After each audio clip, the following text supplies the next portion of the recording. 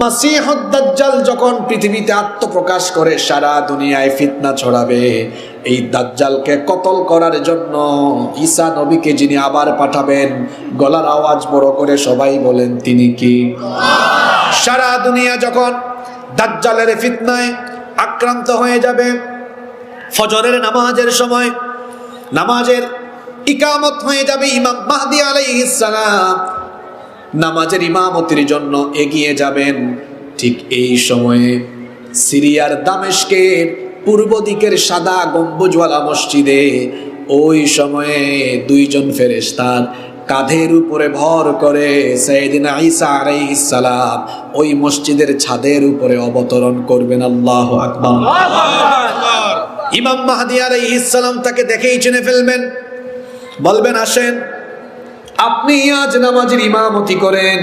সাইয়েদিনা ঈসা আলাইহিস সালাম তখন বলবেন আপনি হচ্ছেন মুসলমানদের খলিফা, আপনি ইমামতি করবেন, আপনি ইমামতির যোগ্য, আমি আপনার পেছনে মুসল্লি হব, মুক্তাদি হব। ইমাম মাহদী আলাইহিস সালাম নামাজের ইমামতি করবেন। নামাজ যখন শেষ হয়ে যাবে, নামাজ শেষ হওয়ার পরে ঈসা আলাইহিস সালাম সবাইকে বলবেন, সবার উদ্দেশ্যে বলবেন দাজ্জালকে কতল করার জন্য আল্লাহ আমাকে পাঠিয়েছেন, সবাই প্রস্তুত হও।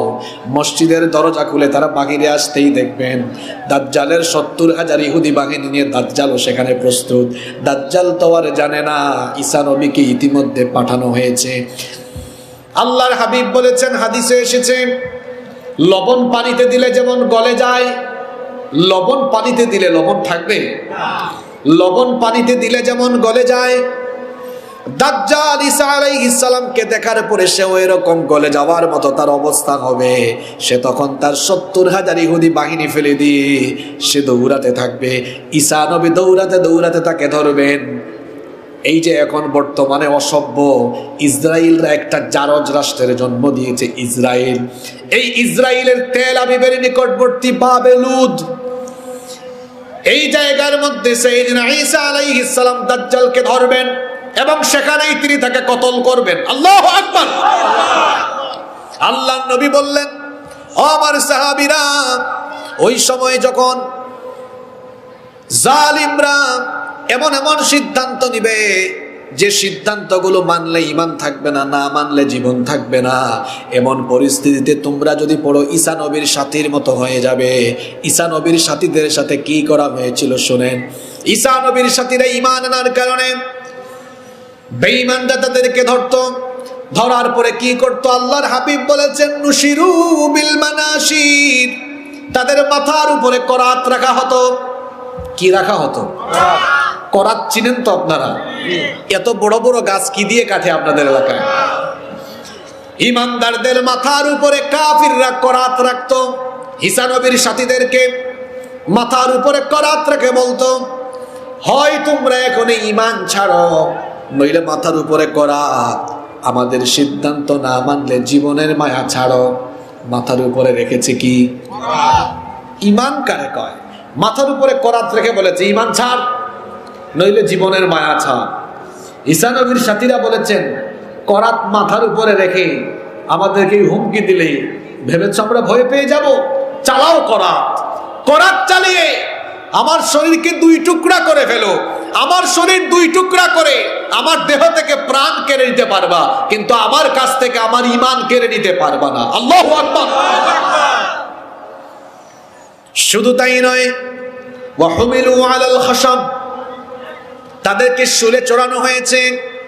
নবীজি বলেছেন এমন পরিস্থিতিতে যদি ইমানদাররা পরো বেঈমানরা যদি ঈমান বিরোধী সিদ্ধান্ত নেয়, তো তাদের ঈমান বিরোধী সিদ্ধান্ত নিলে, তাদের সিদ্ধান্ত মানলে তোমরা পথহারা হবে, না মানলে যদি জীবন চলে যায়, এমন পরিস্থিতিতে যদি পড়ে যাও, জীবনের মায়া ছেড়ে দাও, ঈমানের জন্য সব ত্যাগ করো।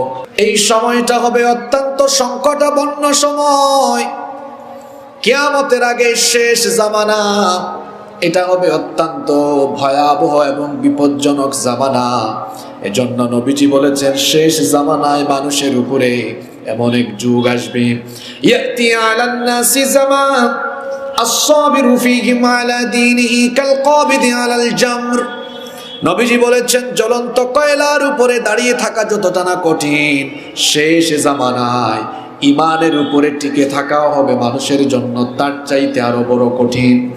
অবস্থাটা এত ভয়াবহ হবে, ইউসবিহুর রাজুলু মুমিনান ওয়া ইউমসি কাফিরা।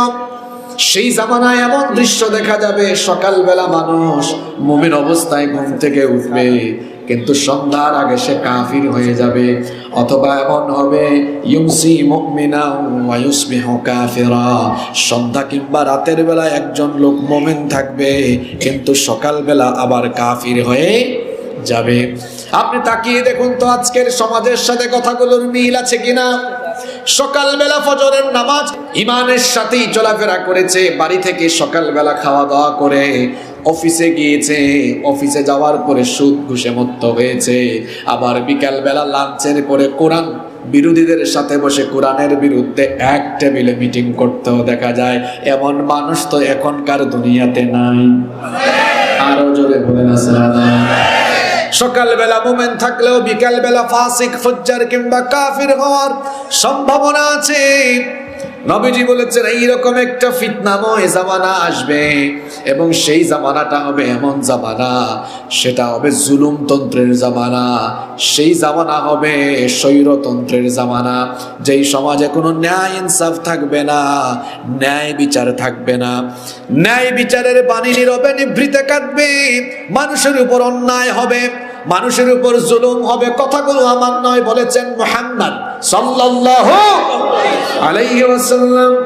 নবীজি বলেছেন ইন্না হাযাল আমরা বাদাআ নবুওয়াতান ওয়া রাহমা, নিশ্চয়ই ইসলামের সূচনা হয়েছে নবুয়ত দ্বারা, আর নবুয়তের যুগ হচ্ছে রহমতের যুগ। নবুয়তের যুগ যে রহমতের যুগ, এ ব্যাপারে কি আপনাদের কোনো সন্দেহ আছে নাকি? জুমার খুতবায় জন্য ইমাম সাহেব সব সময় বলেন খায়রুল কুরুনি করনেন, সবচাইতে শ্রেষ্ঠ যুগ হলো আমার যুগ। এই আমার যুগ মানে হলো নবীজির যুগ।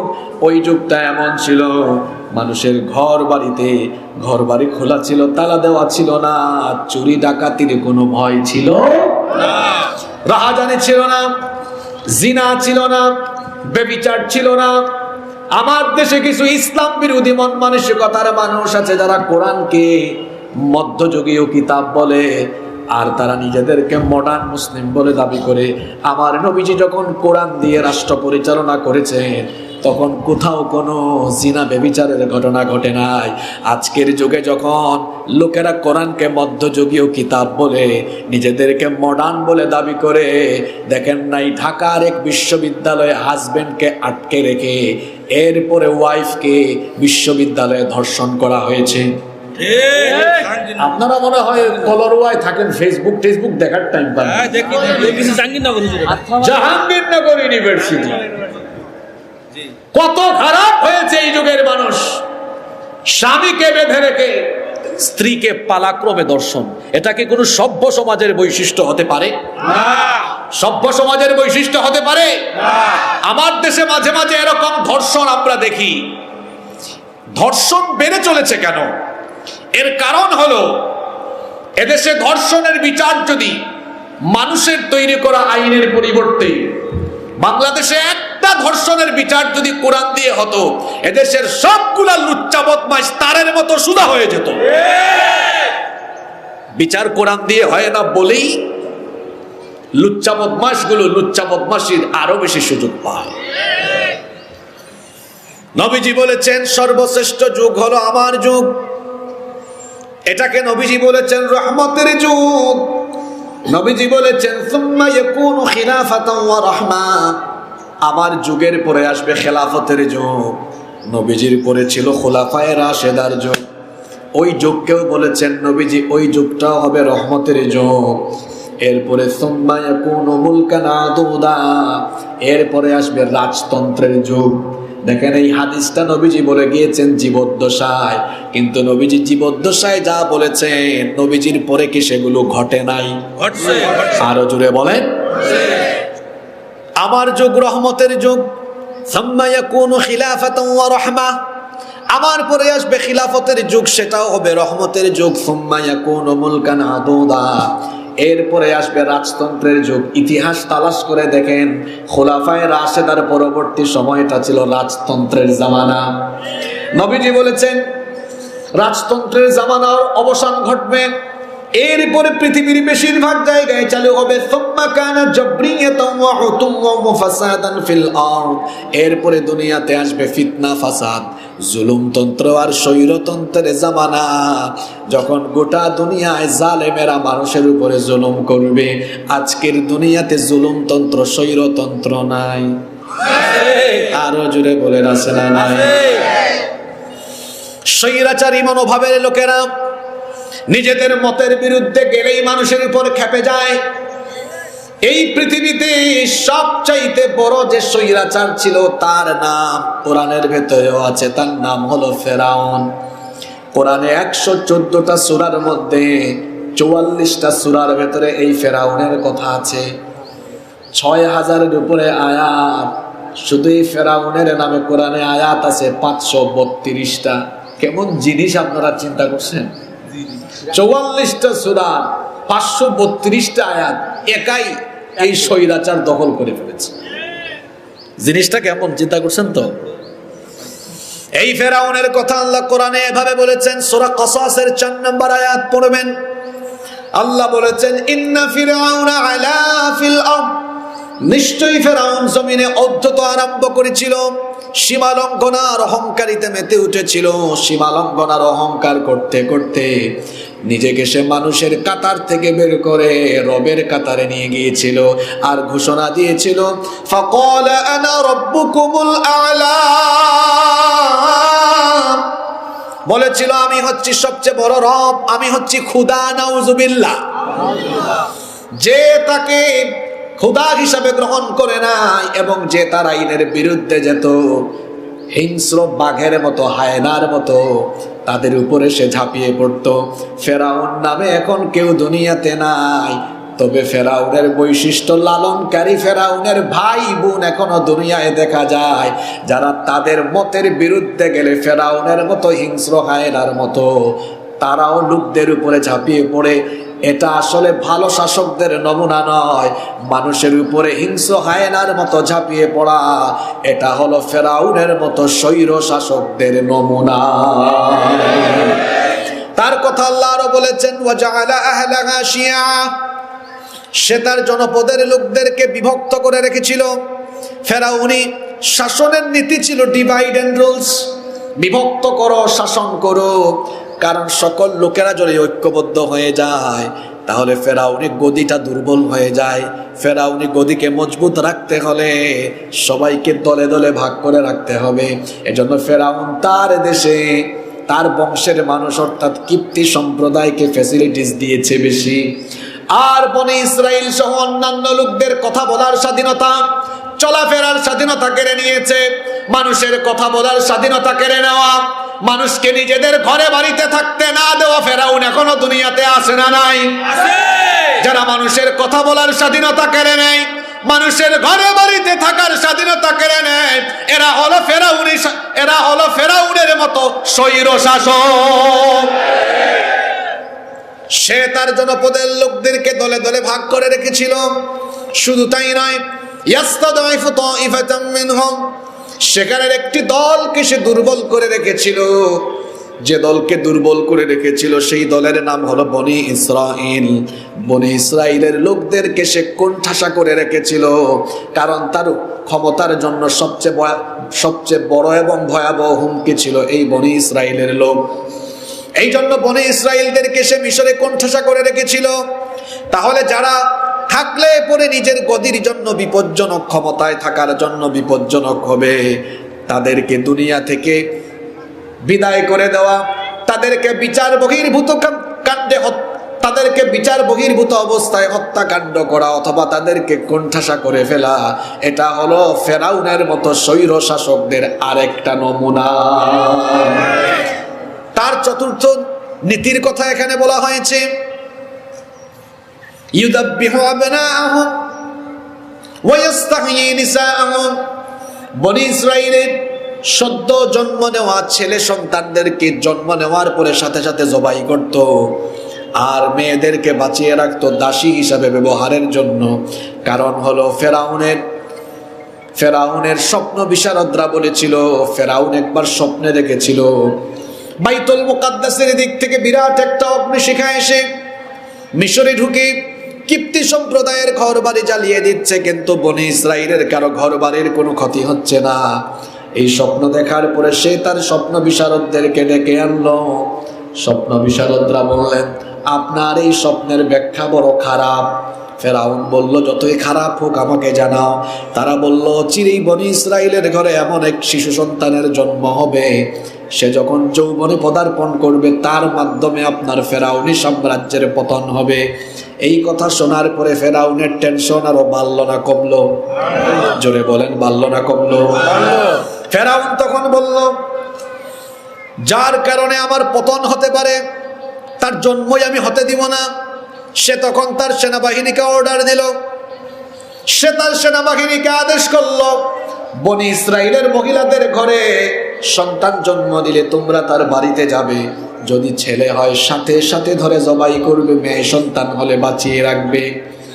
এই রকম করে ফেরাউন অসংখ্য সদ্য জন্ম নেওয়া শিশুদেরকে হত্যা করেছে। ফেরাউন নামে এখন কেউ দুনিয়ায় নাই, কিন্তু ফেরাউনের মতো স্বৈর শাসক এখনো দুনিয়ায় আছে, যারা ক্ষমতার জন্য যাদেরকে হুমকি মনে করে নিরপরাধী মানুষগুলোকে অপরাধী বানায়া জেলখানায় তিলে তিলে শেষ করে ফেলা, অথবা নিরপরাধ মানুষগুলোকে অন্যায়ভাবে দণ্ড দিয়ে তাদেরকে দুনিয়া থেকে বিদায় করে দেওয়া, এগুলো হলো ফেরাউনের মতো স্বৈর শাসকদের নমুনা। কথা কি বোঝা যায়? বুঝতেছেন তো? আল্লাহর হাবিব বলেছেন, এই আখিরি জামানা, শেষ জামানাটা হবে স্বৈরতন্ত্রের জামানা। তাহলে আল্লাহর নবীর হাদিসের সাথে বর্তমান বাস্তবতার মিল নাই? আছে। আপনারা কি ঘুমাই ওয়াজ শুনেন নাকি? দিনের বেলা ঘুম চলে আসে নাকি?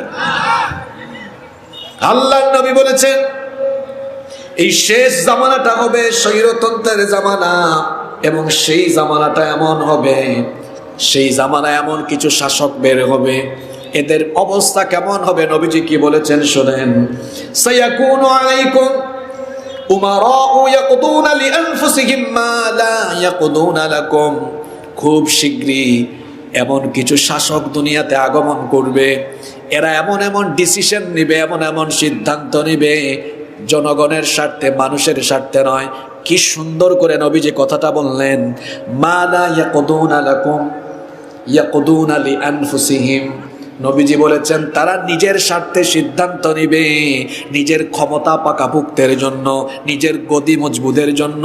মা লা ইয়াকুদুনা লাকুম, তোমার কথা চিন্তা করে সে সিদ্ধান্ত নিবে। আপনারা কি শুনতেছেন?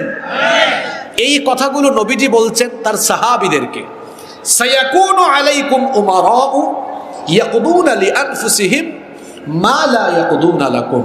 সাহাবীরা শোনো, খুব শীঘ্রই শেষ জামানায় এমন কিছু শাসক আসবে, এই শাসকরা নিজেদের স্বার্থে সিদ্ধান্ত নেবে, মানুষের স্বার্থে সিদ্ধান্ত নেবে।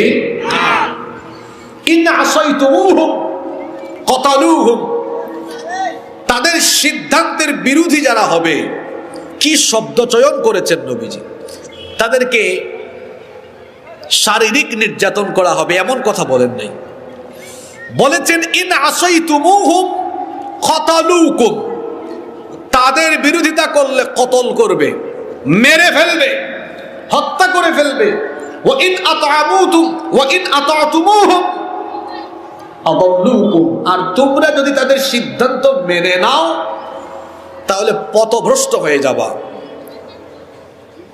এমন সিদ্ধান্ত নিবে, তাদের সিদ্ধান্ত মানলে ঈমান থাকবে না, সিদ্ধান্ত না মানলে জীবনও থাকবে। বিপদ দুই দিকে আছে না নাই? মানলে কি থাকবে না? ঈমান থাকবে না। জোরে বলেন, জোরে বলেন। আপনাদেরকে হাদিস শোনায় চলে যাব না, এটার উদাহরণ এখন আছে।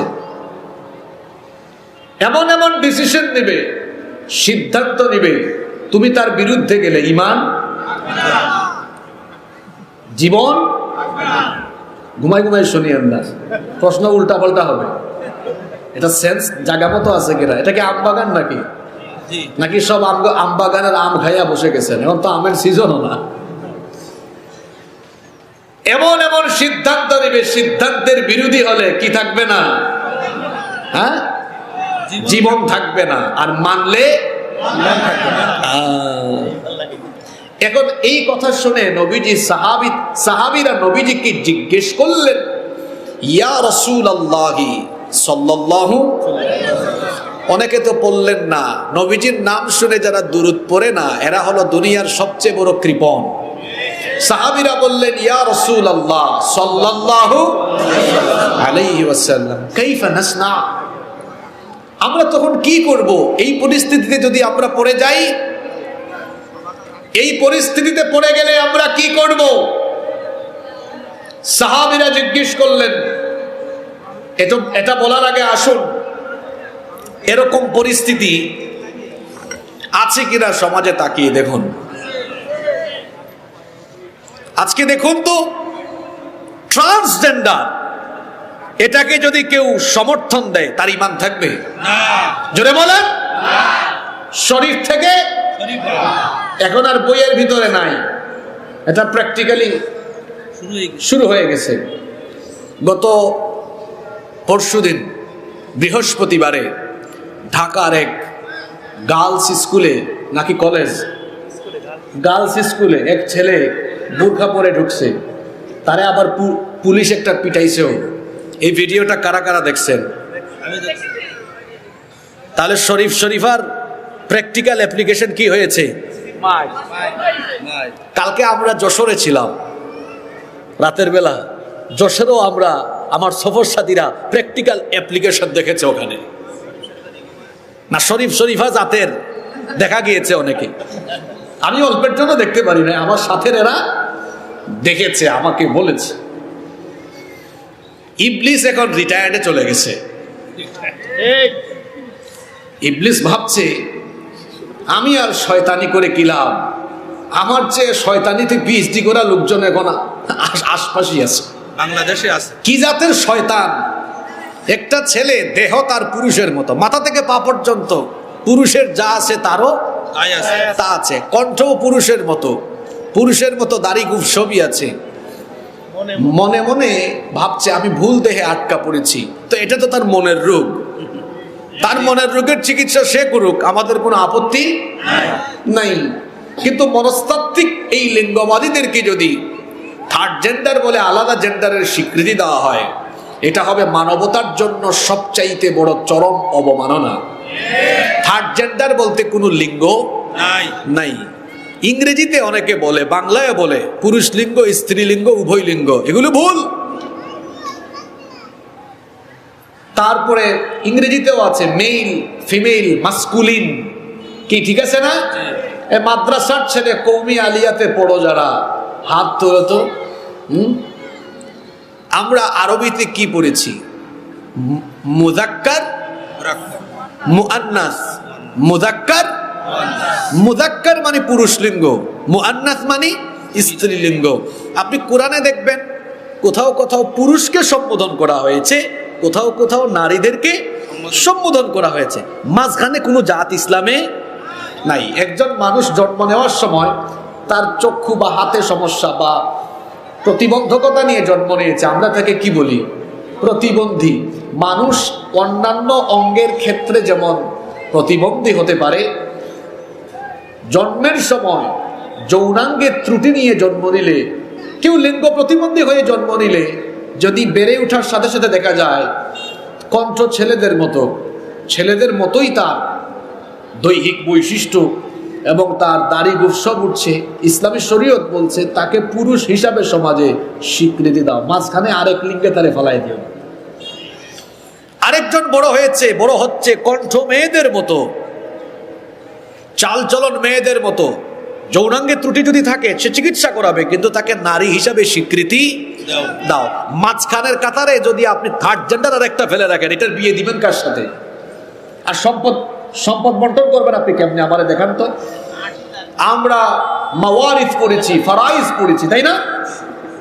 লিযযাকারি মিসলু হাযিল উনসাইন, একজন নারী যা পাবে পুরুষ তার ডবল পাবে। মাঝখানেরটা কি পাবে? কোরআনে এগুলো আছে? হাদিসে আছে। তো মাঝখানে আরেকটা, যে কোনো এক সাইডে না গিয়ে মাঝখানে থাকা, এটা শয়তানের কাজ। এটা কার কাজ? আজকে আমাদের বাচ্চাদেরকে এগুলো পড়ানো হচ্ছে ক্লাস 6-এ 7-এ। হ্যাঁ ইনশাআল্লাহ। আচ্ছা ফোনে। আচ্ছা শোনেন, 6-এ 7-এ যে ছেলেটা এগুলো পড়লো, সে যদি কলেজে বিশ্ববিদ্যালয়ে যায়, যাওয়ার পরে তার হলে সিট দরকার, সে যদি স্যারকে বলে, স্যার আমরা তো শরীফ থেকে শরীফা পড়ে আসছি, আমার নাম মুন্না, সার্টিফিকেটেও আমার নাম মুন্না, কিন্তু আমার এখন হোস্টেলে সিট লাগবে, আপনি আমাকে দেখছেন মুন্না, কিন্তু স্যার আমি মনে মনে মুন্নি, আমাকে সিট দেন মহিলা হোস্টেলে। তা এই মুন্না মনে মনে মুন্নি হয়ে মহিলা হোস্টেলে সিট পাইলে অবস্থা কি হবে? এক শিয়াল মুরগির খামারের পাশে গিয়ে বলছে, দেখো মুরগি, আমি শিয়াল হলেও মনে মনে আমি মুরগি।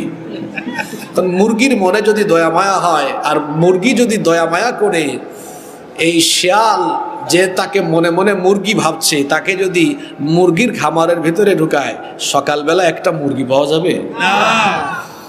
শিয়াল মনে মনে মুরগি হয়ে মুরগির খামারে ঢুকলে মুরগির পরিণতি যা হবে, মুন্না মনে মনে মুন্নি হয়ে মহিলা হোস্টেলে ঢুকলে মেয়েদের অবস্থাও তাই হবে। এখানে কি মহিলা প্যান্ডেল আছে? এখন এখানেও যদি কোনো মুন্না ওখানে গিয়ে বলে, আমি মনে মনে মুন্নি, আমারে ঢুকান ওখানে, ওখানেও কাপ সারা, নারীদের প্রাইভেসি নষ্ট হয়ে যাবে। একজন পুরুষ মনে মনে নারী হয়ে নারীদের বাথরুম ইউজ করা আরম্ভ করলে সেখানেও সমস্যা হবে। কি কথা ঠিক আছে না? আর মনে মনে যদি মুন্নি হয়ে যায়, তারা যদি বিয়ে দেওয়া লাগে, যে আমি তো মনে মনে এখন কি, সব তো মনে মনে হয়েছে, তো মনে মনে, কিন্তু বাস্তবে তারা যদি পুরুষের সাথে বিয়ে দেওয়া, বাসর ঘরে গিয়ে দেখবে দুটাই এক জাতি। এতে করে সমকামিতা প্রমোট হবে, সমকামিতা সমাজে ছড়িয়ে যাবে, সমাজ নষ্ট হয়ে যাবে। আর সম্পদ বন্টনের সময় আরেক ভেজাল লাগবে। মুন্নি তার বাবাকে বলবে, বাবা আমি এতদিন মুন্নি ছিলাম ঠিক, আপনি এখন জায়গা জমি বন্টন করবেন, মনে মনে আমি মুন্না। এই মনে মনে শরীফা আর মনে মনে শরীফ, এগুলো একটা শয়তানি জিনিস, এগুলো বদমাইশি। এগুলো কোথায় এখন?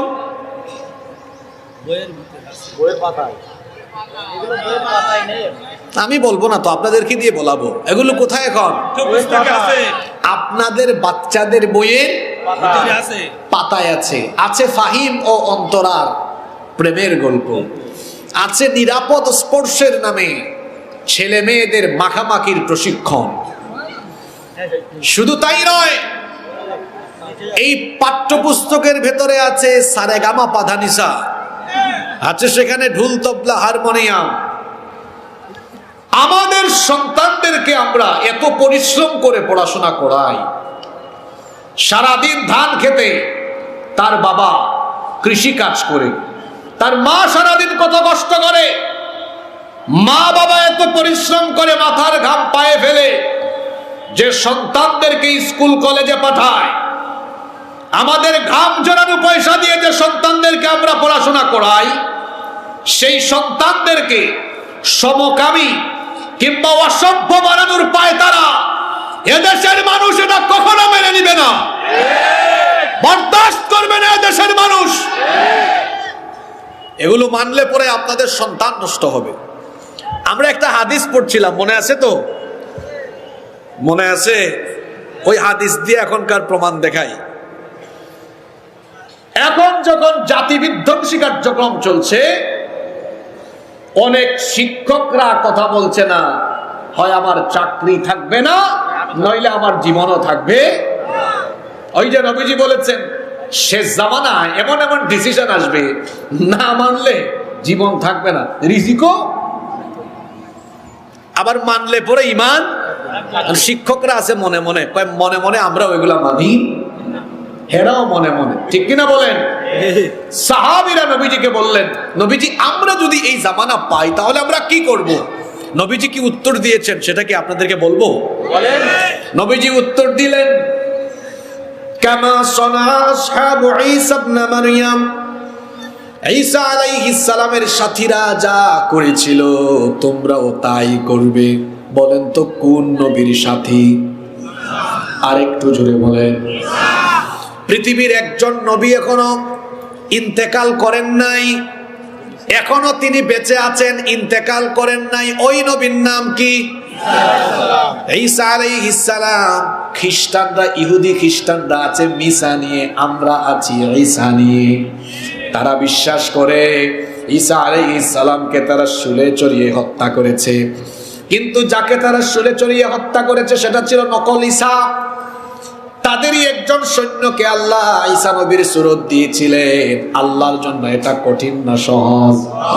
আল্লাহ যদি চান মুহূর্তেই আপনার সুরত আমার মধ্যে দিতে পারেন কি পারেন না?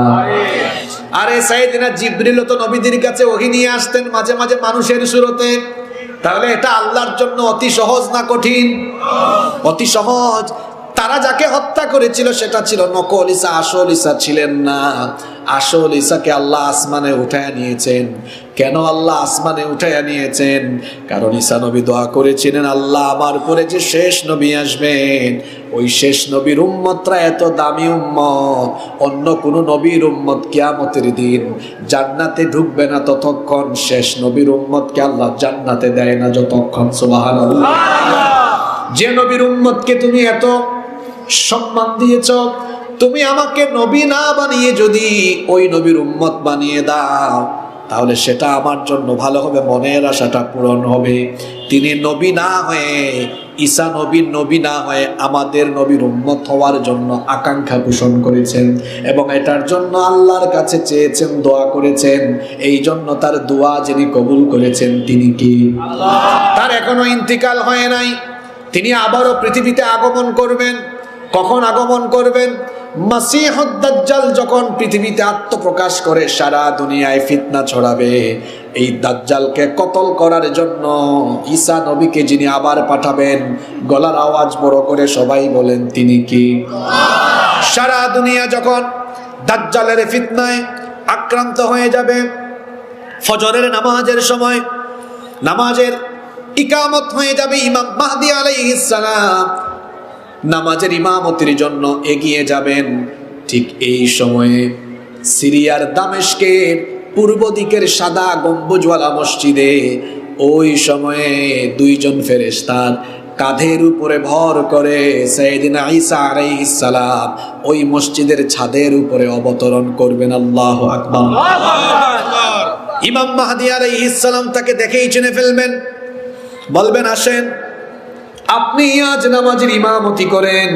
সাইয়েদনা ঈসা আলাইহিস সালাম তখন বলবেন, আপনি হচ্ছেন মুসলমানদের খলিফা, আপনি ইমামতি করবেন, আপনি ইমামতির যোগ্য, আমি আপনার পেছনে মুসল্লি হব, মুক্তাদি হব। ইমাম মাহদী আলাইহিস সালাম নামাজের ইমামতি করবেন।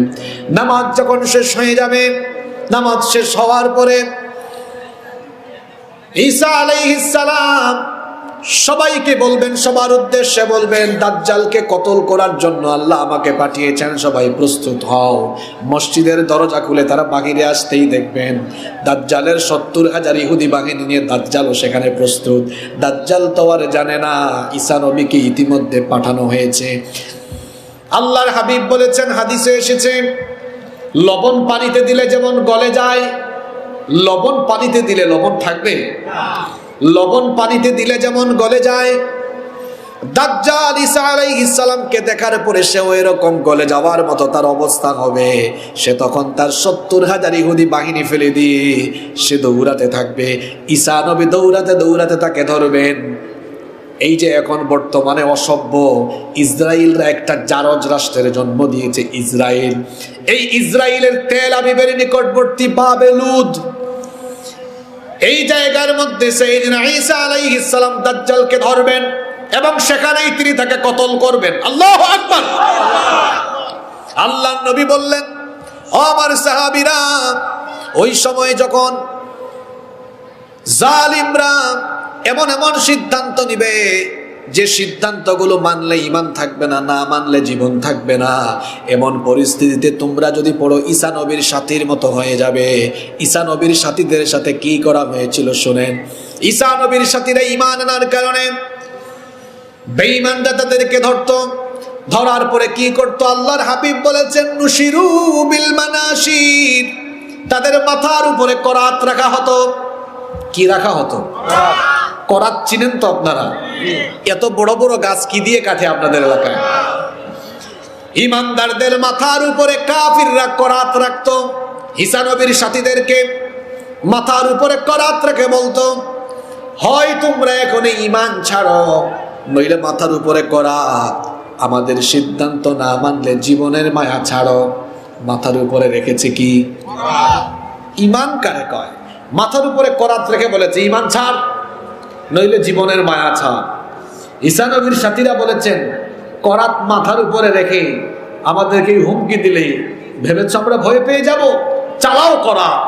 করাত চালিয়ে আমার শরীরকে দুই টুকরা করে ফেলো। আমার শরীর দুই টুকরা করে আমার দেহ থেকে প্রাণ কেড়ে নিতে পারবা, কিন্তু আমার কাছ থেকে আমার ঈমান কেড়ে নিতে পারবা না। আল্লাহু আকবার। শুধু তাই নয়, ওয়া হুমিলু আলাল খাশাব, তাদেরকে শুলে চড়ানো হয়েছে। নবীজি বলেছেন, এমন পরিস্থিতিতে যদি ইমানদাররা বেঈমানরা যদি ঈমান বিরোধী সিদ্ধান্ত নেয়, তো তাদের ঈমান বিরোধী সিদ্ধান্ত নিলে, তাদের সিদ্ধান্ত মানলে তোমরা পথহারা হবে, না মানলে যদি জীবন চলে যায়, এমন পরিস্থিতিতে যদি পড়ে যাও, জীবনের মায়া ছেড়ে দাও, ঈমানের জন্য সব ত্যাগ করো। পারবেন? ইনশাআল্লাহর আওয়াজ দেখছেন?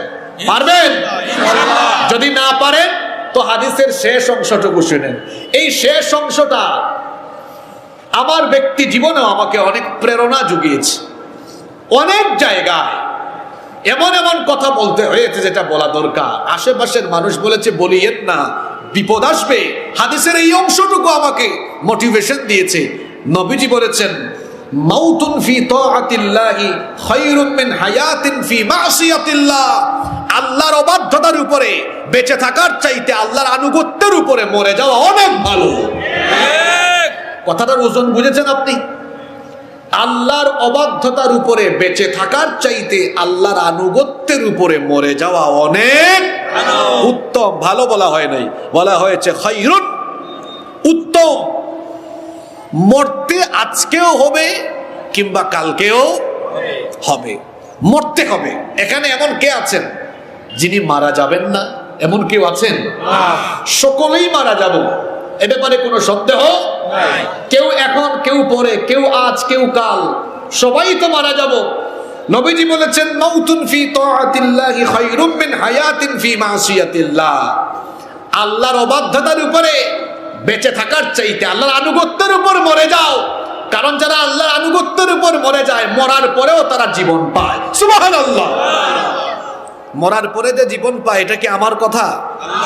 কার কথা? কোথায় আছে? আল্লাহ বলেছেন, ওয়ালা তাকুলু লিমান ইউকতালু ফি সাবিলিল্লাহি আমওয়াতুম বাল আহয়াউ ওয়ালাকিন লা তাশউরুন। আমার দেশের এক ব্যক্তি কি সুন্দর করে এই আয়াতের অনুবাদটাই কাব্যিক ছন্দ দিয়েছে, আরেকজন সুরও করে দিয়েছে।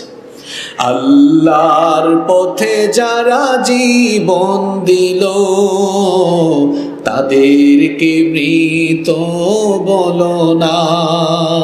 কোরআনের পথে যারা জীবন দিল, তাদেরকে মৃত বলো না। ওরা তো চায়নি কো আয়েশি জীবন, চায়নি কো তারা জুলুম শোষণ।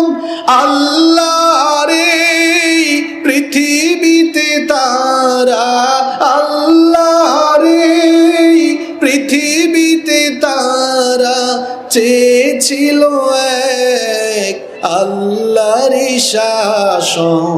তাদেরকে মৃত বলো না।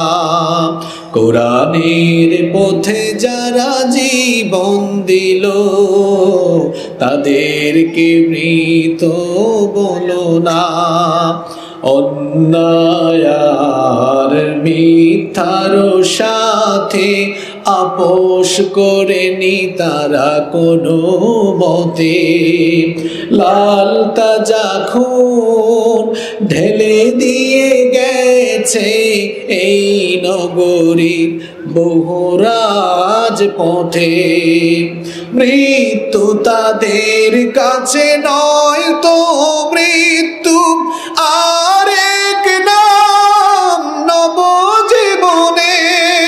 হে খোদা মৃত্যুর এই বাসনা, হে খোদা মৃত্যুর এই বাসনা, দাও অন্তরে সব মুমিনের, তাদেরকে মৃত বলো না।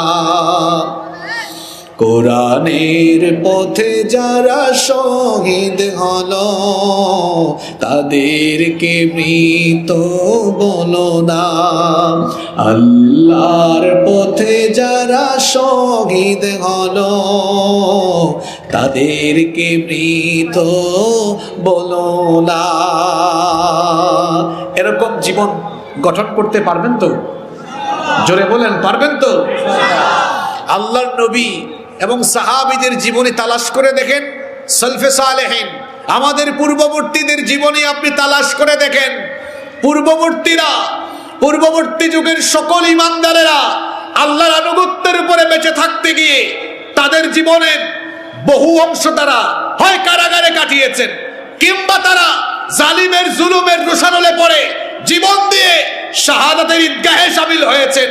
তাও তারা জালিমদের সামনে মাথা নত করে বেঈমান আর মুনাফিক হয়ে দুনিয়া থেকে যান না। আমাদেরকে এমন সিদ্ধান্ত নিতে হবে। ওই যে নবীজি বলেছেন, মাউতুন ফি তাআতিল্লাহি খায়রুম মিন হায়াতিন ফি মাসিয়াতিল্লাহ। আজকের আলোচনা থেকে এই কথাটা নিয়ে বাড়িতে যান, আর কিচ্ছু লাগবে না, জীবন পরিবর্তন হয়ে যাবে। আল্লাহর অবাধ্যতার উপরে বেঁচে থাকার চাইতে আল্লাহর আনুগত্যের উপরে মরে যাওয়া অনেক উত্তম। আল্লাহ আমাদেরকে এই জাতের ইমানদার বানিয়ে দাও, বলেন আমিন। নবীজি বলেছেন শেষ জামানায়, এখন আমি কিছু কথা বলবো, আপনারা রাগ করবেন না তো? কারণ ওয়াজ এখন কমন পড়বে, ওয়াজ এখন কি পড়বে? রাগ করা যাবে? এগুলো তো আমার কথা নয়। নবীজি বলেছেন শেষ জামানাটা হবে এমন, ইয়াকুনু ফি আখিরিজ জামানি উবাদুন জুহাল। শেষ জামানায় বেশিরভাগ ইবাদতকারীরা হবে মূর্খ ইবাদতকারী। ইবাদত করবে কিন্তু ইবাদতের কোনো নিয়ম কানুন জেনে ইবাদত করবে। এরা কষ্ট করবে কিন্তু মার্কস পাবে না। ওই যে কিছু শিক্ষার্থী আছে পরীক্ষার খাতায় অনেক লিখে কিন্তু নাম্বার পায় 0, আবার কিছু আছে লিখে কয়েক পাতা কিন্তু পেয়ে যায় A+। অবশ্য এখন মনে হয় স্কুল কলেজের লেখাও লাগে না, এখন তো পরীক্ষাও। আমাদের দেশের ছেলে মেয়েদেরকে পরীক্ষার কথা বলেও যেখানে পড়াতে বসানো যায় না, এখন পরীক্ষা নাই, জন্য ছেলে মেয়েরা কাগজ কেটে ফুল বানায়, আঁকা আঁকি করে, নাচানাচি করে, নাটক ফাটক করে। ঠিক কিনা বলেন? আমরা ছাত্র জমানায় শুনতাম একটা কথা, ছাত্র জীবন মধুর জীবন যদি না থাকতো এক্সামিনেশন। এখন তো এক্সামিনেশন নাই, ছাত্রীরা এখন খুব আনন্দে আছে। আমি যখন বিশ্ববিদ্যালয়ে পড়াশোনা করি, ইউনিভার্সিটিতে পড়ার সময় এক স্যারের বাসায় গিয়েছিলাম। তো স্যার বললেন, তোমরা এমন এক সময় এসেছো, তোমরা আসার কিছুক্ষণ আগে মজার এক কাহিনী হয়েছে। বললাম স্যার কি হয়েছে? স্যার তখন ফাইনাল এক্সামের এক বান্ডেল খাতা বের করলেন। ছাত্ররা পরীক্ষায় লিখে না খাতায়, পরীক্ষার খাতা বের করে একজনের খাতা দেখালেন, ফাইনাল পরীক্ষায় লিখছে 50 পৃষ্ঠা। কত পৃষ্ঠা? 50 পৃষ্ঠা। কত পৃষ্ঠা? স্যার তাকে নাম্বার দিয়েছেন 01। কত দিয়েছেন? কয় নাম্বার? তো স্যার বললেন, দেখো সে এত পৃষ্ঠা লিখেছে, কিন্তু পরীক্ষার প্রশ্নে আছে এক জিনিস, লিখছে আরেক জিনিস। তো জিজ্ঞেস করলাম, স্যার 1 দিয়েছেন কেন? এত কষ্ট করে 50 পাতা লিখছে, কিছু যদি না দেই বেইনসাফি হবে, এজন্য দয়া করে 1 দিয়েছে। আরেকজনের খাতা দেখালেন, লিখেছে মাত্র 7 পৃষ্ঠা। তাকে সে A+ পেয়েছে। তো স্যার বলেন দেখো সে সলিড লিখে দেয়, যা লিখেছে একদম ঠিকঠাক। এই উদাহরণটা কেন দিয়েছি, কিছু মানুষ আছে 40 বছর ধরে নামাজ আদায় করে, কিন্তু তার নামাজের তারতিব ঠিক নাই, সূরা কেরাত শুদ্ধ নয়, সব অশুদ্ধ। একটা ছেলে 50 পাতা ভুল লিখে যেমন নাম্বার পায় না, ফেল করে, ঠিক তেমনি ভাবে উব্বাদুল জুহাল, যারা মূর্খ ইবাদতকারীরা, দিন না শিখে যদি মরার আগ পর্যন্ত সাজদা দেয়, ও সাজদা দিবে, কিন্তু তার সাজদা কোনো উপকার বয়ে আনবে না। আর নামাজের তরতিব, নিয়ম কানুন, সূরা কেরাত সব ঠিকই, 2 রাকাত নামাজ পড়েছে, এই নামাজের দাম আল্লাহর কাছে কম না বেশি? বেশি। আমি হাত তুলে লজ্জা দিতে চাই না, আমরা তো প্রতি এলাকায় কোরআনের মাহফিলের আয়োজন করি, কিন্তু খোঁজ নিয়ে দেখেন ওই এলাকার 90% মানুষ শুদ্ধ করে কোরআন পড়তেও জানে না। আপনি যে শুদ্ধ করে কোরআন পড়তে জানেন না, আপনার তো নামাজ হচ্ছে না। ওই যে নবীজি বলেছেন কথাগুলো তো মিলতে হবে, না মিললে কিয়ামত হবে কেমনে? নবীজি বলেছেন ইয়াকুনু ফি আখিরি উম্মতি উব্বাদুল জুহাল, শেষ জামানার লোকেরা হবে মূর্খ ইবাদতকারী। এই হাদিস থেকে একটা শিক্ষা নিয়ে বাড়ি যান। আমরা মূর্খ ইবাদতকারী হতে চাই? আমরা সবাই জেনে শুনে ইসলাম পালন করতে চাই। আমরা আজকে মূর্খ ইবাদতকারী হয়েছি বলে, কোরআন জানি না বুঝি না বলে আমাদের মাথার উপরে কোরআন বিরোধীরা চেপে বসে আছে। আমরা যদি কোরআনওয়ালা হতে পারতাম, কোরআন বুঝতাম। আসেন, নবীজির সাহাবী আবু বকর রাদিয়াল্লাহু আনহু সূরা বাকারা পড়তে তার সময় লেগেছে 10 বছর। আর সামনে তারাবি আসতেছে, আমাদের হাফেজ সাহেবরা পরে রাতে পড়ে ফেলবে 1 ঘন্টা। জোরে বলেন। তা আপনাদের কি মনে হচ্ছে আমাদের এলাকার হাফিজ সাহেবের চাইতে আবু বকর রাদিয়াল্লাহু আনহুর মুখে জড়তা বেশি ছিল, এই জন্য তিনি পড়তে 10 বছর লাগছে? নাউযুবিল্লাহি মিন যালিক। উনার পড়া আর আমাদের পড়ার মধ্যে পার্থক্য হলো, আমরা তুতা পাখির মতো পড়েছি, আর তিনি প্রতিটা আয়াত পড়েছেন, ওই আয়াতের সাথে আমল করে জীবনের সাথে মিলিয়েছেন। সুবহানাল্লাহ। আলোর পথে 24 24 ঘন্টা শুধু ইসলাম প্রচার।